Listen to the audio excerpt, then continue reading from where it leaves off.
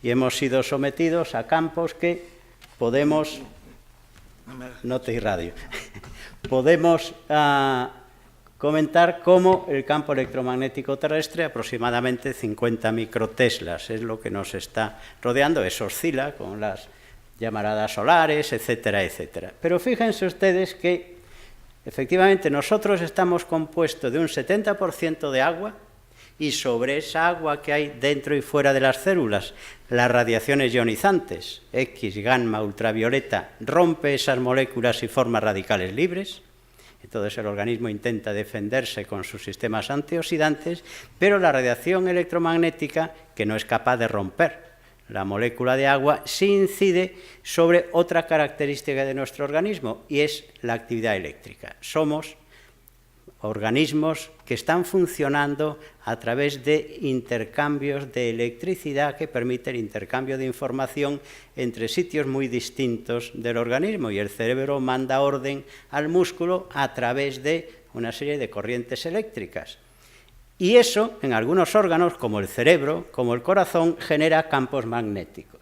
Y el campo magnético del cerebro es de 1 picotesla, muy pequeñito. El campo magnético del corazón humano, 50 picoteslas. 50 picoteslas es 1.000.000 de veces más pequeño que el campo electromagnético terrestre, lo cual nos hace pensar que efectivamente fluctuaciones externas pueden fácilmente afectar el campo magnético de estos órganos y alterar su función.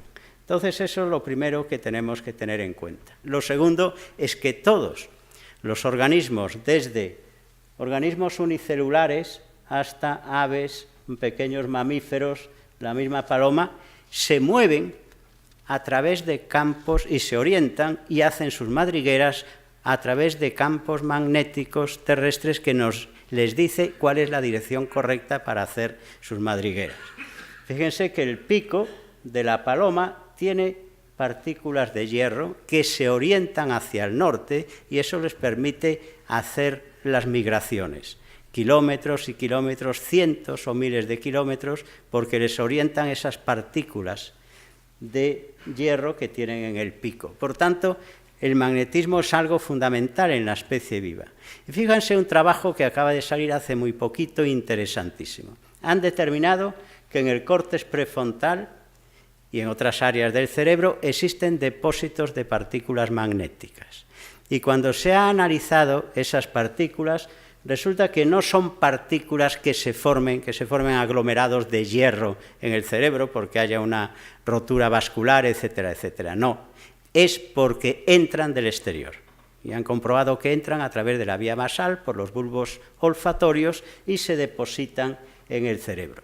Que eso afecta a la función cerebral, por supuesto. Que eso pueda ser modificado por campos electromagnéticos de todo tipo y producir que en aquellas personas expuestas a este acúmulo de magnetitas sean más electrosensibles que otras, también puede ser. Pero empiezan a haber evidencias muy claras de que efectivamente los campos eléctricos, en función de la frecuencia, campos electromagnéticos, alteran en mayor o menor medida nuestros aspectos fisiológicos normales, alterando la función y penetrando más o menos en nuestros tejidos en función de la frecuencia. Mayor frecuencia, mayor capacidad de penetración.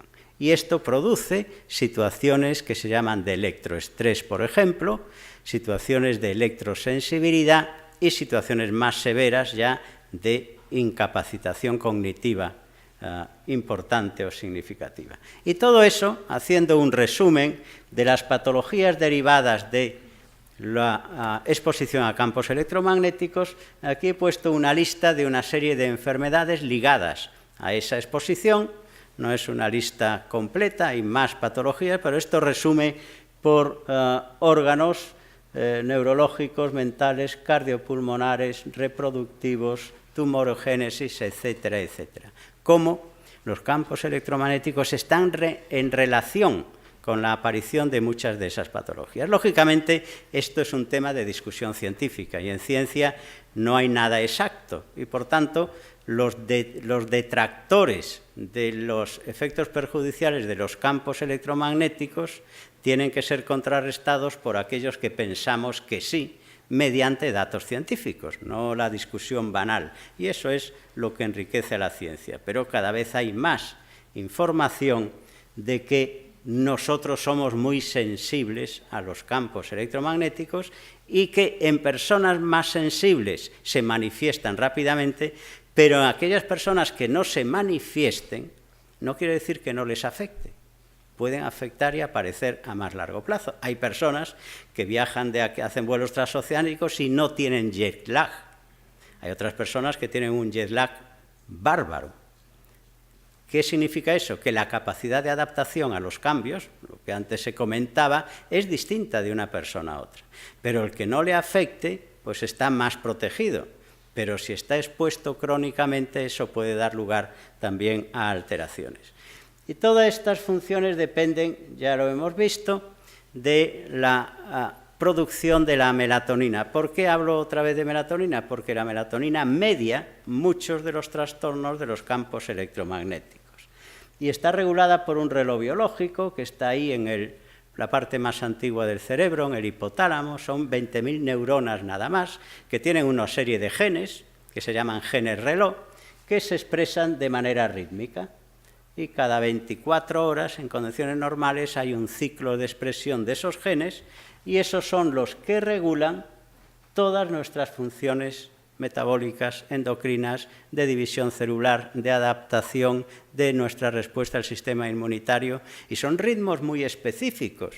¿Por qué la sepsis produce mortalidad más por la noche que por el día? Porque por la noche hay un aumento de la actividad del sistema inmunitario. Todo esto funciona de manera coordinada, pero cuando se trastorna la función de este reloj y por tanto se trastorna la expresión de los genes, todo se viene abajo y poco a poco empiezan a haber más trastornos. Por tanto, este reloj biológico central que regula todas estas funciones rítmicas es lo que debemos de mantener con la máxima integridad. Y para poner un ejemplo, si nosotros representamos a lo largo de las 24 horas un caso típico de un periodo de sueño de 8 horas y el periodo de vigilia correspondiente, y si ponemos alrededor de estas 24 horas las funciones, muy resumido, algunas de las funciones metabólicas, nosotros vamos viendo que todas las funciones metabólicas tienen ritmos. Y hay un momento por la noche que hay más producción de hormona de crecimiento. Hay un aumento de secreción de insulina por la mañana. ¿Qué ocurre si comemos más por la noche o nos levantamos por la noche y cenamos? Tenemos poca insulina. Y entonces eso causa trastornos metabólicos, igual que en otro momento tenemos mayor capacidad metabólica de captar ácidos grasos, etcétera, etcétera, etcétera. Es decir, que nosotros si alteramos nuestro ritmo normal de sueño-vigilia, estamos alterando toda nuestra fisiología endocrino-metabólica. Y si en vez de alterar nosotros nos lo alteran de fuera, campos electromagnéticos nos trastornan este ritmo y producen enfermedades. Y por eso, aparte de la melatonina pineal, que ha expuesto muy bien aquí tanto el profesor Bardasano como Tresguerres, hay otra melatonina exactamente igual de importante o más, que es la melatonina que se produce en el resto del organismo. Todos, prácticamente todos, órganos y tejidos de nuestra economía producen melatonina en una concentración mucho más alta y cuya finalidad es proteger a la célula. Protegerla aumentando la capacidad bioenergética, la producción de ATP y aumentando la defensa antioxidante y antiinflamatoria. El núcleo principal de la función de melatonina es proteger esa central energética de la célula para que la célula funcione de manera adecuada. Claro, la exposición a los campos electromagnéticos nos rompe esa expresión rítmica de genes y rompe el reloj biológico. Entonces empieza lo que se llama la desincronización interna. El reloj biológico central no puede sincronizar todas las funciones endocrino-metabólicas que antes habíamos dicho, y eso lleva a alteración de la función mitocondrial y muerte celular. Eso es la consecuencia de la cronodisrupción. Y un ejemplo muy típico de exposición a campos electromagnéticos es como este ritmo de expresión de estos genes, que son los genes reloj, que antes le había dicho, con la exposición a los campos desaparece, se aplana, desaparece el mecanismo de control circadiano fundamental de nuestras funciones fisiológicas. Y eso, lógicamente, trae como consecuencia una gran cantidad de trastornos de todo tipo, porque ese mecanismo de cronorregulación desaparece consecuentemente la producción de melatonina pineal y extrapineal y desaparece su capacidad de defensa. Nos encontramos con un mayor daño y una menor capacidad de defensa. Y también, por supuesto, se produce una reducción de los niveles de síntesis de melatonina. Nosotros podemos regular el reloj biológico con la melatonina, porque la melatonina que se produce por la noche a su vez va hacia el reloj biológico para sincronizarla. Y esto es un ciclo que dura 24 horas. Pero si no hay melatonina, desaparece esa sincronización y, por tanto, nosotros sí podemos usar la melatonina para resincronizar un reloj roto. Y esa es una de las ventajas, porque si nosotros resincronizamos o reparamos un reloj roto, todo esto empieza a funcionar bien, el organismo empieza a tener más capacidad o recuperar su capacidad de defensa antioxidante y antiinflamatoria, y con esto es capaz de reducir el daño que los campos electromagnéticos están produciendo. Por tanto, tenemos una herramienta, además de muchas otras, para que todo este sistema circadiano, que regula, al fin y al cabo, la actividad rítmica del reloj biológico central, se mantenga de manera uniforme y permita al organismo volver a funcionar de manera adecuada. En conclusión, por tanto, los campos electromagnéticos, además de otras causas, son importantes para desencadenar una serie de procesos que empieza con la alteración del reloj biológico central, cronodisrupción, que da lugar a un déficit de melatonina, estrés oxidativo, inflamación y daño mitocondrial. Y todo esto ocurre en todos los tejidos del organismo, incluidas las neuronas que forman parte del reloj biológico, que también se están dañando por todo este proceso. Por tanto, lo que en conclusión debemos llegar es protección y prevención, como se ha dicho aquí un montón de veces. Protección pasiva, nos podemos largar, escapar, nos vamos a vivir al campo donde no tengamos ningún tipo de radiación y no nos venga nadie a ponernos una línea de alta tensión encima de nuestra casita. Pasado mañana podemos tirar los móviles a la basura, olvidarnos de toda la tecnología, pero eso no lo hace nadie o casi nadie.